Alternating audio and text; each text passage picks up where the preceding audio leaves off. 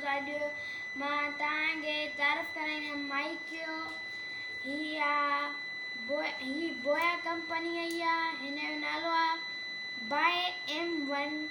हिन जो अॻियो पासो आहे, हिन जो साइड वारो पासो आहे, हेॾां बि साइड सेम अथसि। हिन जो पोयों पासो आहे। त अचो हाणे हिनखे अनबॉक्स था कयूं।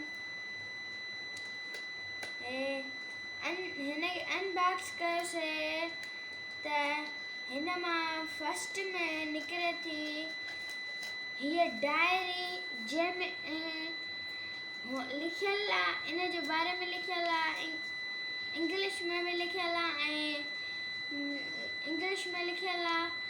हीअ असां रखूं हाणे अचो अॻिते था हलूं। पोइ था खोलियूं त असांखे पाउच थो मिले जंहिंमें माइक आहे। हाणे अचो हे तव्हां ॾिसी सघो था। अचो त हाणे हिनखे अनबॉक्स हो था कयूं बॉक्स। त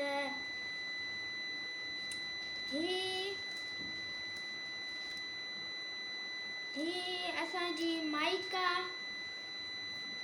ही मोबाइल में पवंदी आहे ऐं हितां ॻाल्हाइबो।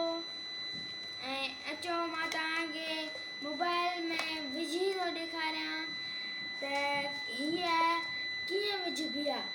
ही असांजी मोबाइल आहे। हिन में हितां पवंदसि, हितां असां विधोसीं ऐं हिते हाणे असां मां तव्हांखे रिकॉर्ड करे ॾेखारियां थो त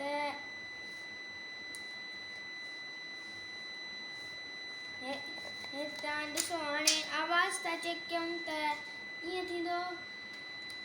हलो हलो टेस्टिंग, हलो हलो। त अचो हाणे हिनखे ॿुधूं था त कीअं आहे।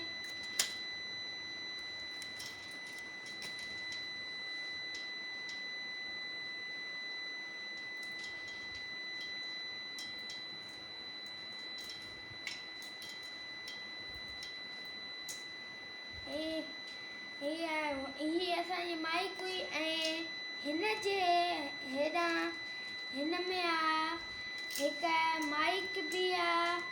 हिन में माइक जो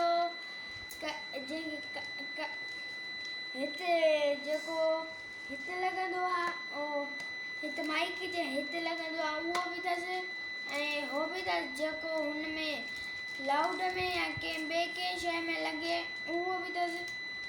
ऐं ही जेको हिते कॉलर में लॻंदो आहे उहो आहे। ऐं हिन में सेल बि आहे जेको हिन माइक में पवंदो आहे। ऐं हिन बॉक्स में ॾिसूं छा आहे त हिन में ही केमिकल आहे जेको हिनखे ख़राबु थियण खां बचाईंदो आहे। अगरि उमेद आहे त तव्हांखे वीडियो पसंदि आयो त हिनखे लाइक कजो। अॻिले वीडियो तक अल्लाह हाफ़िज़।